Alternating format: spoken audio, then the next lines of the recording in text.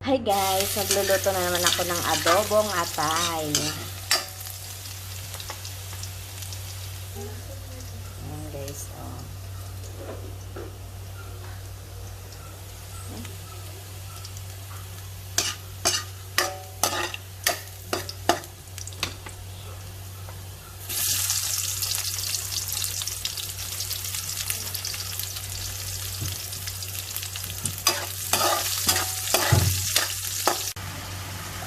At ito na nga guys ang aming adobong atay. Mamaya na yung gulay niya.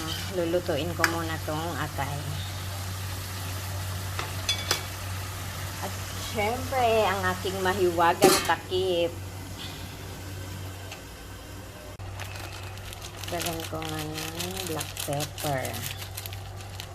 Naka-plastic pa yung black pepper ko guys. At syempre, lalagyan natin ng makulay, carrots at patatas. Ayan guys. Halo ko lang.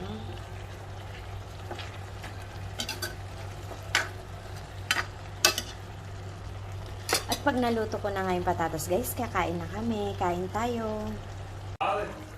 At ito na nga guys, ang aming adobong atay. Kain tayo guys.